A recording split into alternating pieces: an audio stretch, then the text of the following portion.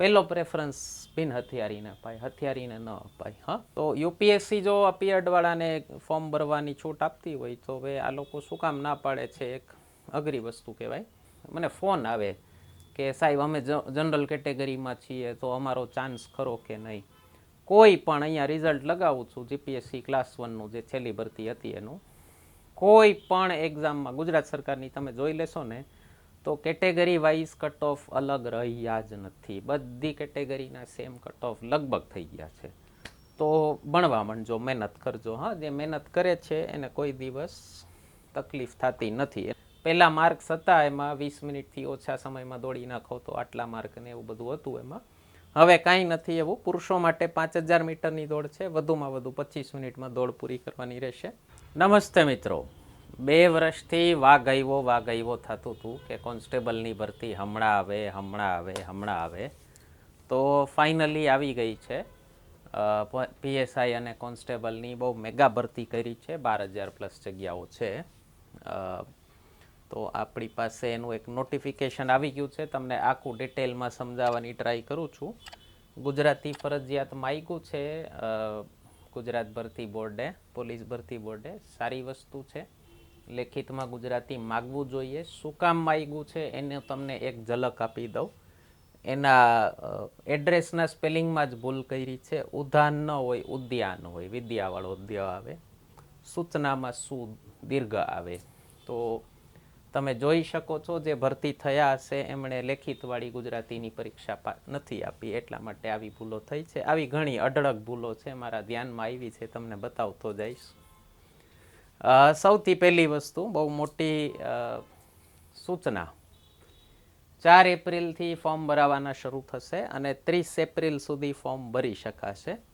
અને 5 લગભગ તમે કહી શકો 5 જગ્યાની ભરતી આવી છે, 5 પોસ્ટની. ઓકે, એક છે બિન હથિયારી પોલીસ સબ ઇન્સ્પેક્ટર, બીજી છે બિન હથિયારી પોલીસ કોન્સ્ટેબલ. આપણે એકવાર વિડીયોમાં પણ આપણા બંધારણ લેક્ચર સિરીઝમાં વાત થયેલી છે.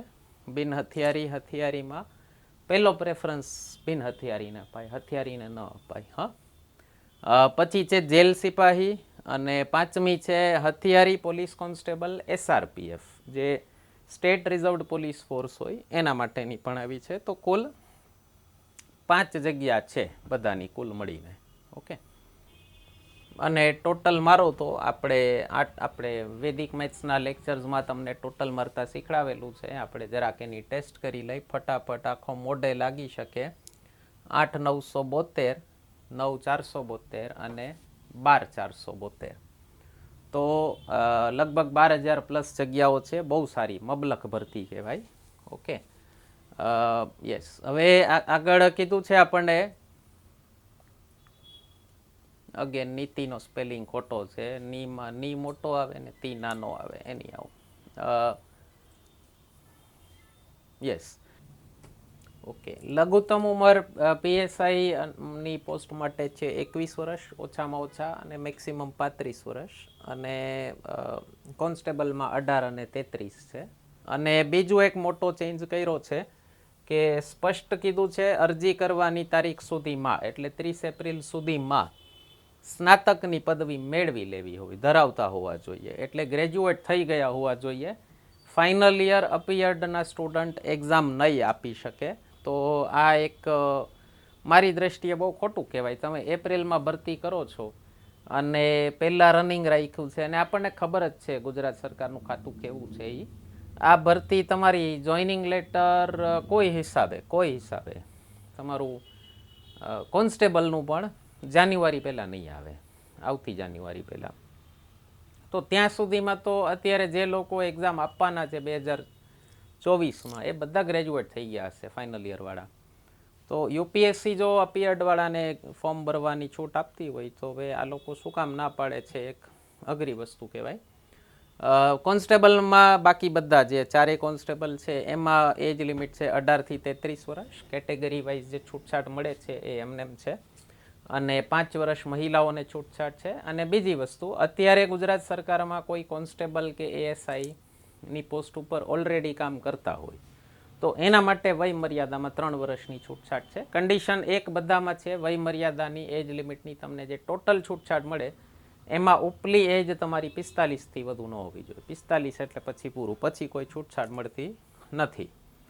અને આમાં કોન્સ્ટેબલમાં માત્ર 12 પાસ જ છે, એમાં એક્ઝામ આપી શકો છો 12 પાસ થયેલા, 18 વર્ષના થઈ ગયા હોય તો. ઓકે, બાકી બધા જે પણ તમારે કેટેગરીના ફાયદા લેવાના છે તો એના માટેનું પ્રમાણપત્ર તમને 30 એપ્રિલ સુધીનું 30 એપ્રિલ પહેલાંનું ઇસ્યુ થઈ ગયું હોવું જોઈએ. એડવાન્સમાં કીધું છે તો હજી કઢાવી શકો છો. ન થાય માની લો, તમારી પાસે ઘણી વખત સ્ટુડન્ટ્સના ફોન આવતા હોય કે sir OBC creamy layer expire થઈ ગયું છે, નોન ક્રીમી લેયર, તો શું કરવું? તો એના માટે ફોર્મ જતું ન કરવું. હા, ભરતી જતી ન કરવી ક્યારે.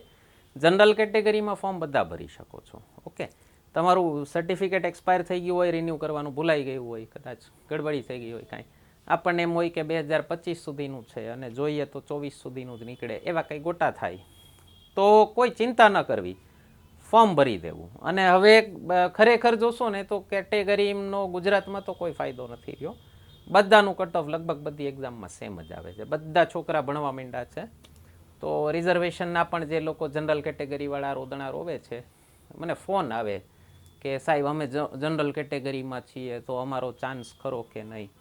કોઈ પણ અહીંયા રિઝલ્ટ લગાવું છું જીપીએસસી ક્લાસ 1નું જે છેલ્લી ભરતી હતી એનું, કોઈ પણ એક્ઝામમાં ગુજરાત સરકારની તમે જોઈ લેશો ને તો કેટેગરી વાઇઝ કટ ઓફ અલગ રહ્યા જ નથી. બધી કેટેગરીના સેમ કટ ઓફ લગભગ થઈ ગયા છે. તો ભણવા માંડજો, મહેનત કરજો. હા, જે મહેનત કરે છે એને કોઈ દિવસ તકલીફ થતી નથી, એનું ઘર ચાલે જ છે હંમેશા. બીજું કીધું છે આગળ, કમ્પ્યુટરનું જ્ઞાન ધરાવતા હોવા જોઈએ. સામાન્ય કમ્પ્યુટરવાળું હોય છે, બહુ કંઈ ખાસ નથી હોતું. ગુજરાતી અથવા હિન્દી અથવા બંને ભાષાનું જરૂરી જ્ઞાન ધરાવતા હોવા જોઈએ. યસ. બીજું ઈડબ્લ્યુએસમાં પણ સેમ છે, પ્રમાણપત્ર હોવા જોઈએ.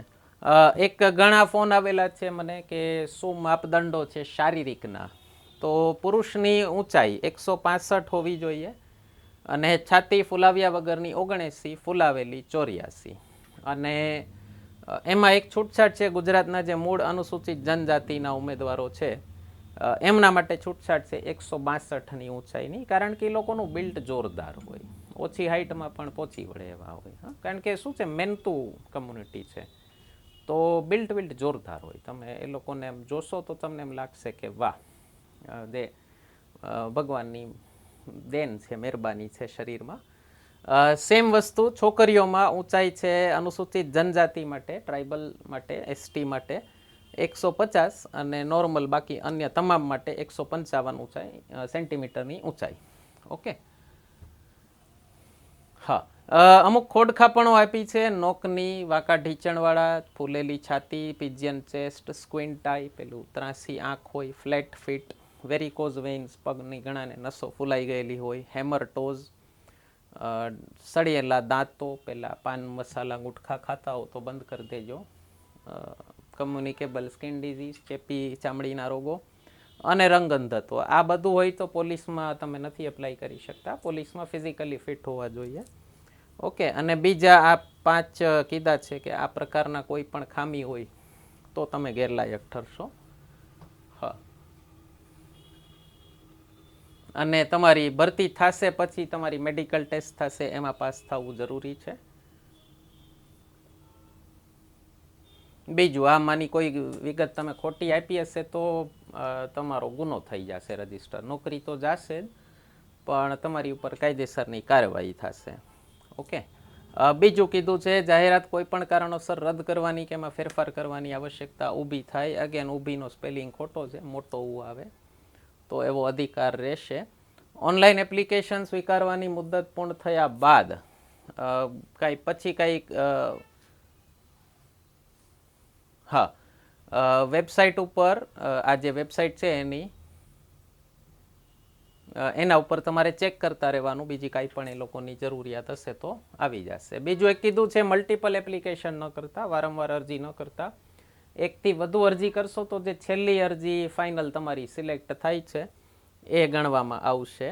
કન્ફર્મ થયેલી લખ્યું છે, કન્ફર્મનો કોઈ ગુજરાતી શબ્દ ગોતવો જોઈતો તો એની હાવ બીજી વસ્તુ આગળ કીધું છે અગેન કમ્પ્યુટરવાળું છે.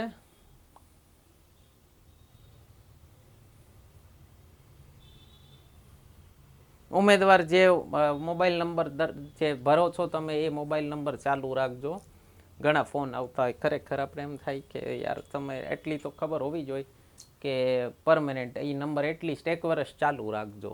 હા, અને સેમ વસ્તુ ઈમેલ એડ્રેસ પણ એવું ભરજો કે જે તમે ચેક કરતા હો રેગ્યુલર, કારણ કે એમાં તમારું આગળ ફર્ધર કરસ્પોન્ડન્સ આવશે. હા, બીજી કોઈ પણ ભરતી માટે ગેરલાયક ઠરેલા હો તો ફોર્મ નથી ભરવાનું. અન્ડરસ્ટુડ હોય આમ તો. જાહેર સૂચનામાં વખતો વખતના સુધારાઓ પણ ધ્યાનમાં લેવામાં આવશે. આ જાહેરાત સંબંધે આવે, સંબંધે ન આવે. પાછી ગુજરાતીની ભૂલ કરી છે. ઓકે. હા, એક હસમુખ પટેલ સાહેબે વારંવાર ટ્વીટ કરીને કીધેલું છે કે તમારું નામ 12માની માર્કશીટમાં છે એ પ્રમાણે ભરવાનું.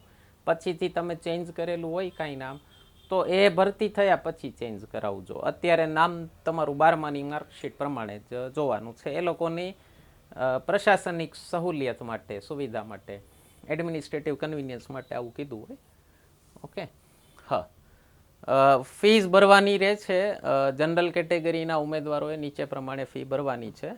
EWS, SC, ST, SCBC તથા માજી સૈનિક ઉમેદવારોએ ફી ભરવાની રહેતી નથી. PSI માટે 100 રૂપિયા, કોન્સ્ટેબલ માટે 100 રૂપિયા, અને બંને માટે અપ્લાય કરવું હોય તો 200 રૂપિયા.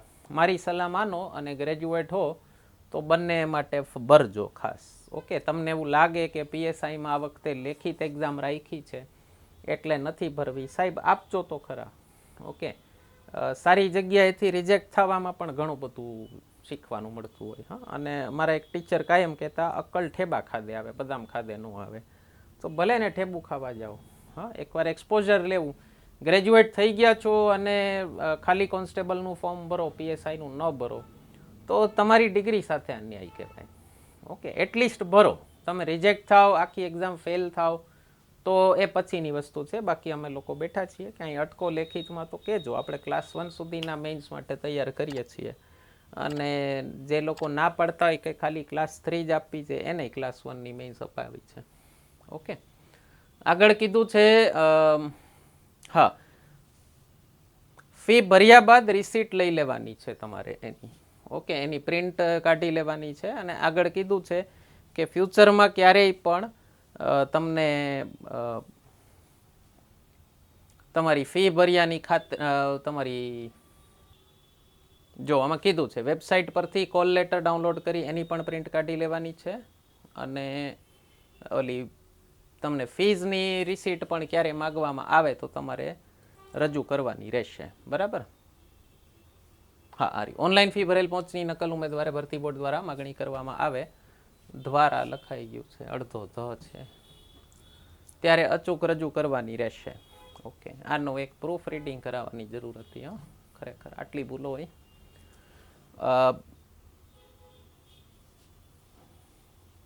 અને બીજું ફીને લગતી કોઈ ગડબડી થાય તો એના માટે સોલ્યુશન કાઢવાનું કીધું છે. મારી સલાહ છે અંગત કે જ્યારે ફોર્મ ભરાવાનું શરૂ થાય ને સ્ટાર્ટિંગના 1 અઠવાડિયામાં ભરી દેજો. એટલે ફીને રિલેટેડ કાંઈ ઇસ્યુ થાય તમને તો ટાઈમસર એના તમે સુધારા લઈ શકો. આપણે છે ને છેલ્લે દિવસે ફોર્મ ભરવાવાળાની સંખ્યા બહુ મોટી હોય છે અને છેલ્લે દિવસે ફોર્મ ભરવામાં બહુ તકલીફ થાય છે. નોર્મલી બધા કેન્ડિડેટે કીધેલું છે, કારણ કે બધા છેલ્લી ઘડીએ જાગવાવાળા હોય. તો એવું ક્યારેય ન કરવું. હા, ત્યારે છેલ્લે દિવસે સર્વર પણ જામ થતા હોય છે, ટ્રાફિક એટલો વધી જતો હોય. તો બને ત્યાં સુધી જેવી ભરતી આવે એવું તાત્કાલિક ફોર્મ ભરી દેવું. હા, PSIની એક્ઝામ 2 સ્ટેજમાં છે. પહેલા ફિઝિકલ ટેસ્ટ રહેશે, પછી મેઇન એક્ઝામ છે. અને સેમ કોન્સ્ટેબલમાં પહેલા ફિઝિકલ ટેસ્ટ રહેશે, પછી મેઇન એક્ઝામ છે. તમારું ફોર્મ ભરાય છે એપ્રિલ એન્ડમાં અને પછી ઇલેક્શન છે તરત. એટલે આખી પોલીસ મશીનરી પણ એમાં જશે, ઇલેક્શનમાં જશે. પછી તરત ચોમાસું શરૂ થશે. ચોમાસામાં ફિઝિકલ ટેસ્ટ કરવી અઘરી થઈ જાય. તો અંદાજિત તમારી ફિઝિકલ ટેસ્ટ શરૂ થશે ઓક્ટોબર મહિનાથી. ઓક્ટોબર નવેમ્બરમાં આખી તમારી આ રનિંગવાળી એક્ઝામ રહેશે. અને એના પછી વહેલામાં વહેલી તમારી એક્ઝામ આવવાનો ચાન્સ ડિસેમ્બર, એનાથી પહેલાં આવે એવું મને લાગતું નથી. ઓકે. તો એ પ્રમાણે તૈયારી કરજો. અને અત્યારથી રનિંગ શરૂ કરી દેશો તો વાંધો નહીં આવે. 6 મહિના એટલે ઇનફ ટાઈમ કહેવાય. 5 કિલોમીટરે પહોંચવું 6 મહિનામાં અઘરું નથી. યસ, બીજું કીધું છે જો બંને ભરતી માટે લાયક હો તો પણ શારીરિક કસોટી એક જ વાર આપવાની છે. અને આગળ કીધું છે કે જો માની લો તમે પીએસઆઈનું ફોર્મે ભર્યું હોય ને કોન્સ્ટેબલનું ભર્યું હોય ને 2 વાર તમારી ફિઝિકલ ટેસ્ટનું માની લો ભૂલથી તમને આવી ગયું તો એક જ વાર આપવાની. 2 વાર આપશો તો તમારી અરજી જ રદ થઈ જશે, ઉમેદવારી જ રદ થઈ જશે. આગળ કીધું છે ફિઝિકલ ટેસ્ટ હવે ક્વોલિફાઈંગ છે. પહેલાં માર્ક્સ હતા એમાં 20 મિનિટથી ઓછા સમયમાં દોડી નાખો તો આટલા માર્ક ને એવું બધું હતું એમાં. હવે કાંઈ નથી એવું. પુરુષો માટે 5000 મીટરની દોડ છે, વધુમાં વધુ 25 મિનિટમાં દોડ પૂરી કરવાની રહેશે. મહિલાઓ માટે 1600 મીટર 9 મિનિટ 30 સેકન્ડમાં અને એક સર્વિસમેન માટે 2400 મીટર 12 મિનિટ 30 સેકન્ડમાં. યસ, હવે આવીએ મેઇન વસ્તુ ઉપર, તમારું એક્ઝામનો સિલેબસ શું છે. પીએસઆઈમાં તમારું જે પેપર છે એ જે સેકન્ડ સ્ટેજ કીધું છે, મેઇન્સ કીધું છે, એ 2 પાર્ટ્સમાં હશે. તો પહેલા પાર્ટમાં છે તમારું જનરલ સ્ટડીઝ 200 માર્કનું પહેલું પેપર, 3 કલાક છે. અને બીજા પેપરમાં છે ગુજરાતી અને ઇંગ્લિશ ડિસ્ક્રિપ્ટિવ છે, લખવાનું છે, એ 100 માર્કનું છે, 3 કલાકનું છે, કુલ 6 કલાકનું છે. અને જીએસમાં પાછા 2 પેપર છે 200 માર્કના, એમાં 100 માર્કના 2 પેપર છે. તો પહેલા પેપરમાં રીઝનિંગ અને ડેટા ઇન્ટરપ્રિટેશન 50 માર્કનું છે. આપણે એના બધાના આખા મેથ્સ અને રીઝનિંગના વિડીયોઝ લગભગ રેકોર્ડ થઈ ચૂક્યા છે. અમુક સરના, મારા ફાધરના, તમે લોકોએ વૈદિક મેથ્સ લેક્ચર સિરીઝ આપણી જોઈ હશે. ખૂબ સારો રિસ્પોન્સ મળ્યો છે તમારા લોકોનો, કે સર પાસે ભણવાની છોકરાઓનો એક અલગ અનુભવ થયો. તો એનો પણ આખો ઓનલાઈન કોર્સ આપણો જલ્દી જ આવી જશે આપણા એપ્લિકેશન ઉપર. રઘુશાલાભાઈ જે ટ્યુટોરિયલ્સ ડાઉનલોડ કરી શકો છો. અને સ્ટાર્ટિંગમાં બહુ ઓછી ફીસ રહેશે અને ધડાધડ મેથ્સ કરાવીએ છીએ આપણે. ઓકે, તો આની બીક કાઢી નાખજો. 50 માર્કનું મેથ્સ છે, 50 માર્કનું રીઝનિંગ અને ડેટા ઇન્ટરપ્રિટેશન છે, કુલ 100 માર્ક્સ એના થયા.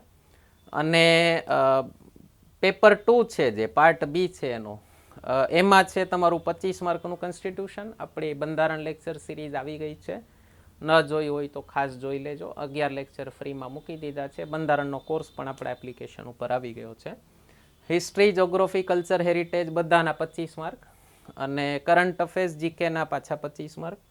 અને એન્વાયરમેન્ટ સાયન્સ, ટેક અને ઇકોનોમિક્સ આના 25 માર્ક. તો આના 100 અને ઓલાના 100, એવી રીતે 200 માર્ક. અને પછીનું જે પેપર છે દરેકના સાચાના 1 માર્ક અને ખોટાના નેગેટિવના 0.25 કપાશે. 4 ઓપ્શન હશે, એકે એટેમ્પ્ટ ન કરો તો ઈ માર્ક કરવાનો રહેશે, ઈ નહીં કરો તો પાછો નેગેટિવ માર્ક આવશે. અને જે પેપર 2 છે, જે પાર્ટ 2 છે ગુજરાતી એન્ડ ઇંગ્લિશ લેંગ્વેજનું, એમાં ગુજરાતીમાં એક એસે લખવાનો છે, પ્રેસી રાઇટિંગ, સંક્ષિપ્તીકરણ, comprehension, report writing, letter writing. જીપીએસસીનું થોડું ફોર્મેટ લીધું છે એ લોકોએ. અને ઇંગ્લિશમાં એસે નથી લખવાનો, પ્રેસી લખવાનો છે. મોટો ફકરો હોય અને નાનો કરવાનો. કોમ્પ્રિહેન્શન, જવાબ આપવાના. અને ટ્રાન્સલેટ કરવાનું છે ગુજરાતીથી ઇંગ્લિશમાં. 10 જ માર્કનું છે. ઇંગ્લિશનું ખાલી 30 માર્ક છે, બહુ ચિંતા કરવા જેવું નથી. આ પેપર ઇન્ટ્રોડ્યુસ કરવાનું કારણ શું હોઈ શકે, મેં પૂછ્યું અમુક પોલીસવાળા મિત્રોને જે આપણા સ્ટુડન્ટ લાગેલા હોય અથવા એમને હોય. મને કે સાહેબ ઓલામાં આવી જતા હતા ને તો એક સાદી અરજી પણ પીએસઆઈ લખી નહોતા શકતા, એવા પણ કોક કેસીસ આવતા હતા. અને તમારે કોઈ પોલીસ સ્ટેશનમાં જવાનું થયું હોય તો એ લોકોની લખવાની સ્ટાઇલ જોજો સાહેબ, બહુ મસ્ત હોય. તો એની છે ને ઓન જોબ ટ્રેનિંગ આપવી પડતી હતી. તો આ શું છે, થોડોક ચાયણો મારવા માટે, થોડુંક ફિલ્ટર કરવા માટે આ એક પેપર ઇન્ટ્રોડ્યુસ કર્યું છે. આમાં કંઈ તમારું બહુ આકરી ટેસ્ટ નહીં હોય મારી દ્રષ્ટિએ. ફક્ત ગુજરાતી સાચું લખો છો ને, જેવું બોલો છો એવું જ નથી લખતા ને. આપણે ઘણી વખત શું બોલવાનું ગુજરાતી આપણું બહુ ખોટું હોય. અને ગુજરાતના અલગ અલગ પ્રદેશોના લોકો અલગ અલગ પ્રકારની ભૂલો કરતા હોય છે. મારે સ્ટુડન્ટ બધા ભગવાનની દયાથી, તમારા લોકોની સોશિયલ મીડિયાની કૃપાથી આખા ગુજરાતના વિદ્યાર્થીઓને ભણાવું છું. ઉત્તર ગુજરાતથી લઈને દક્ષિણ ગુજરાત ને સૌરાષ્ટ્ર ને બધા, કચ્છ ને બધાની પોતપોતાની બોલીઓ પ્રમાણે કોઈ ભૂલો કરતા હોય છે. તો અને એવું લખી નાખે. તો એ થોડીક એક ફિલ્ટર કરવા માટેની એક પ્રોસેસ છે, બીજું કાંઈ અઘરું નથી. બીજું એક ખાસ કીધું છે કે બંને પાર્ટમાં, પેપર 1ના બંને પાર્ટમાં મેથ્સ રીઝનિંગ વાળામાં 100માંથી મિનિમમ 40 લેવાના છે. અને જીકેમાંથી 100માંથી મિનિમમ 40 લેવાના છે. આ બેમાં જો 40 માર્ક અલગથી નહીં થાય તો તમારું આ પેપર 2 ઇંગ્લિશ ગુજરાતીવાળું ચેક જ નહીં થાય અને સિલેક્શન થશે તમારું ફાઇનલ મેરિટના આધારે. એટલે 300માંથી જેને સૌથી વધુ માર્ક્સ હશે એના આધારે સિલેક્શન થશે. એટલે માર્ક્સ તમારા ફાઇનલ સિલેક્શનમાં ગણાશે બધાના. ઓકે, ચારેય સબ્જેક્ટના. એટલે મેથ્સ રિઝનિંગ અલગ કયો, એપ્ટિટ્યૂડ, જીકે અલગ કયો, ગુજરાતી અલગ, ઇંગ્લિશ અલગ. તો આને જો ચારેય મોટા ભાગે વર્ગીકરણ કરો 4 વિષયોના, તો તમારું સિલેક્શન થશે 300માંથી ટોટલ કેટલા માર્ક આવે છે એના આધારે. બરાબર. હા, એક મોટી વસ્તુ કીધી છે, પ્રશ્નપત્રમાં આપેલ સૂચના અનુસાર પરીક્ષાનું માધ્યમ ગુજરાતી અથવા અંગ્રેજી રહેશે. ઇંગ્લિશ કોમ્પ્રિહેન્શન માટે માત્ર ઇંગ્લિશ હશે. હા, અત્યાર સુધીની જે પેટર્ન ચાલી આવી છે એ પ્રમાણે. છતાંય જો જીકેના પ્રશ્નો ગુજરાતી અને ઇંગ્લિશ બંનેમાં હશે એવું હજી કંઈ સ્પષ્ટીકરણ દેખાતું નથી. આના ઉપરથી કદાચ એવું તમે તારણ કાઢી શકો કે હોઈ શકે, પણ મને લાગતું નથી, કારણ કે આખું નોટિફિકેશન એ લોકોએ ઓનલી ગુજરાતીમાં દીધું છે. એટલે મેં તમને કીધું એ આગળ કીધું છે, ક્વોલિફાઈંગ પહેલાં મિનિમમ માર્ક્સ લેવા જરૂરી છે. કોન્સ્ટેબલમાં સિલેબસ શું છે? આમાં પણ 200 માર્કનું પેપર થઈ ગયું છે. એમસીક્યુ, ઓનલી એમસીક્યુ છે બધા. કુલ 3 કલાકનું છે, 180 મિનિટ.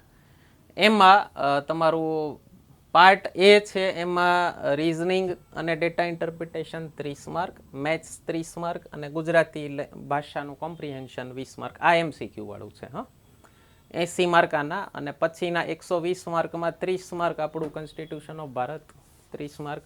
ફરીથી કહું છું, બંધારણ લેક્ચર સિરીઝ ન જોયો તો ખાસ જોઈ લેજો, તમને ખ્યાલ આવશે ભણાઈ કઈ રીતે. મને કમેન્ટ્સ આવી છે, અમદાવાદ ગાંધીનગરના છોકરાઓએ મેક્સિમમ સબસ્ક્રિપ્શન લીધા છે એપ્લિકેશન ઉપર, અને મને આશ્ચર્ય થયું કે એ લોકો રાજકોટના ઇન્સ્ટિટ્યૂટનું એપ્લિકેશન લે છે તો દિલ્હીનો ટીચર ભણાવે છે, તો કાંઈક લાગ્યું હશે તો લીધું હશે. ઘણાએ ફોન કરીને કીધું છે, સર તમારા જેવું ગુજરાતમાં કોઈ નથી ભણાવતું, તમારો કોઈ અલગ અભિપ્રાય હોય તો ત્યાં કમેન્ટ કરી દેજો. હા, લેક્ચર જોઈને. Current affair, science and tech અને જીકેના 40 માર્ક, અને હિસ્ટ્રી, કલ્ચર, જોગ્રાફી બધું ગણી અને 50 માર્ક. ઓકે, તો આમાં પણ તમારો કી એરિયા જે પાસ થવામાં જે તમને વધુ મદદ કરશે એ બંધારણ છે અને મેથ્સ રિઝનિંગ છે. તો આપણે જલ્દી જ આ 3 સબ્જેક્ટનો તો તમને સરદર્દી તમારી જલ્દી દૂર કરી દઈશું. ઓકે, બાકી બધું સેમ છે. સાચા જવાબના 1 માર્ક, ખોટાના 0.25. આમાં પણ કીધું છે પરીક્ષાનું માધ્યમ ગુજરાતી અથવા અંગ્રેજી રહેશે. હવે આમાં ઇંગ્લિશનું પૂછ્યું નથી, એટલે બની શકે કે આ વખતથી પીએસઆઈ કોન્સ્ટેબલની એક્ઝામ પણ જીપીએસસીની જેમ, ક્લાસ 1ની જેમ ગુજરાતી ઇંગ્લિશ બેયમાં આવે. એક બાજુ ગુજરાતી હોય ને એક બાજુ ઇંગ્લિશ હોય, બની શકે. આગળ કંઈક એ લોકોનું નોટિફિકેશન આવે તો ખ્યાલ આવશે આપણને. પગાર ધોરણ બહુ સારું કરી નાખ્યું છે. પીએસઆઈનો પગાર 49,600 રૂપિયા 5 વર્ષના ફિક્સ માટે, અને કોન્સ્ટેબલના અલગ અલગ ગ્રેડ પ્રમાણે છે. તો સારો પગાર કરી નાખ્યો છે બધાનો. બીજું એક કીધું છે, તમારું જે 5 વર્ષનો ફિક્સ્ડ પે વાળો જે કરાર આધારિત જે પીરિયડ હોય, એ પીરિયડમાં તમારે લાઇટ મોટર વ્હીકલ અને હેવી મોટર વ્હીકલ બેયના ડ્રાઇવિંગ લાઇસન્સ લેવાના છે. અત્યારે કોઈ તમને ફોન કરે આરટીઓ એજન્ટ કે લાઇસન્સ અપાવીએ છીએ પીએસઆઈ કોન્સ્ટેબલ માટે, તો અત્યારે તમારે લેવાની જરૂર નથી. ભરતી થઈ જાય 5 વર્ષ હશે તમારી પાસે. હા, ખોટા મૂંઝાતા નહીં. ખોટા કોઈ પૈસા પડાવવા માટે, કમાવા માટે કરે કે પીએસઆઈમાં ફરજિયાત થઈ ગયું છે, કોઈ ફરજિયાત નથી થયું. પાસ થાવ પછીની વાત છે. ઓકે, એ બધું ત્યારે થઈ જશે, અત્યારે કોઈ તમારે ચિંતા કરવાની જરૂર નથી. તો આટલી માહિતીઓ હતી. કાંઈ બીજા પ્રશ્નો રહી ગયા હોય તો કમેન્ટ સેક્શનમાં પૂછી શકો છો. વિડીયો કેવો લાગ્યો જાણ કરજો અમને, અને ચેનલ સબસ્ક્રાઈબ કરવાનું, મિત્રો સાથે શેર કરવાનું ભૂલતા નહીં. ધન્યવાદ.